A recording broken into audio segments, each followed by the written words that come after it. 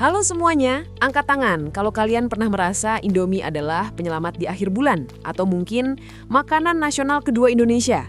Tapi tunggu sebentar, bagaimana kalau kita bilang ada negara di benua Afrika sana di mana Indomie justru lebih dari sekedar mie instan. Di sana Indomie adalah makanan pokok sepopuler nasi, bahkan nama Indomie sudah jadi sebutan umum untuk semua mie instan. Inilah kisah epik Indomie di Nigeria, bukan sekedar ekspor produk. Ini adalah studi kasus brilian tentang bagaimana soft power kuliner Indonesia menaklukkan salah satu pasar terbesar di Afrika. Dalam beberapa menit ke depan, kita akan bongkar tuntas dari nol, dari dianggap cacing hingga kini menjadi pemimpin pasar dengan dominasi 70%. Bagaimana Indofood melakukannya? Mari kita mulai. Kisah ini dimulai pada tahun 1988. Saat itu, sebuah konglomerasi Singapura bernama Tolaram Group melihat peluang dan memutuskan mengimpor Indomie ke Nigeria. Ini adalah langkah yang berani, sebab pada dasarnya, rakyat Nigeria tidak punya budaya makan mie. Reaksi awalnya jauh dari kata sukses. Banyak orang Nigeria bingung, bahkan konon ada yang mengira mie instan itu adalah kumpulan cacing karena bentuknya yang kering dan aneh. Bayangkan, Anda mencoba menjual makanan asing yang belum pernah dilihat orang sebelumnya. Tantangan utamanya bukan hanya rasa tapi juga ketersediaan dan harga.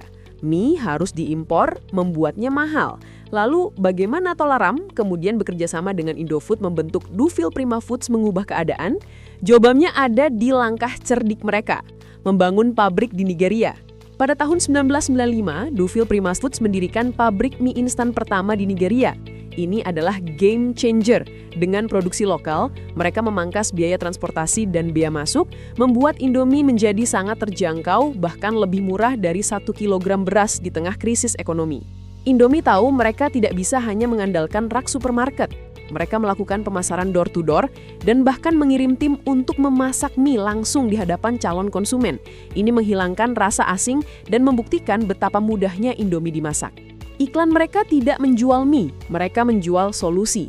Iklan Indomie sering menampilkan ibu-ibu sibuk yang bisa menyajikan makanan cepat saji, bergizi, dan lezat untuk anak-anak mereka. Tagline legendaris mereka, "No mama be like you, no noodles like Indomie," membuat Indomie terasa emosional dan melekat pada nilai keluarga. Berbeda dengan Indonesia, Indomie di Nigeria memiliki varian rasa yang disesuaikan dengan lidah Afrika Barat. Mereka punya rasa jollof chicken yang terinspirasi dari hidangan nasional Nigeria, jollof rice. Selain itu, Indomie di sana memiliki ukuran yang jauh lebih besar, bahkan ada family pack hingga 450 gram. Semua strategi ini berhasil menciptakan fenomena unik. Indomie telah menjadi verb atau kata kerja dan noun atau kata benda generik di Nigeria. Ketika orang Nigeria bilang saya makan Indomie, mereka tidak selalu berarti mereknya Indomie, melainkan semua mie instan. Faktanya, Nigeria adalah salah satu konsumen mie instan terbesar di dunia di luar Asia dengan konsumsi mencapai sekitar 3 miliar porsi per tahun. Berkat Indomie, Nigeria adalah negara non-Asia terbesar dalam daftar konsumen mie instan global. Mengapa bisa begini? Kita kembali ke faktor ekonomi. Selama krisis ekonomi, ketika harga beras melonjak, Indomie menjadi penyelamat kalori bagi jutaan keluarga. Indomie bukan lagi makanan junk food, melainkan sumber karbohidrat utama yang terpercaya, halal, dan tersedia di mana-mana.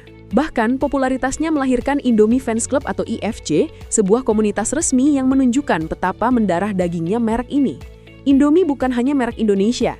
Indomie sudah berhasil meyakinkan orang Nigeria bahwa mereka adalah merek Nigeria. Kisah sukses Indomie ini juga menjadi jembatan bagi hubungan bilateral Indonesia dan Nigeria. Indofood membantu menciptakan lapangan kerja bagi ribuan orang Nigeria. Ini adalah contoh sempurna economic soft diplomacy.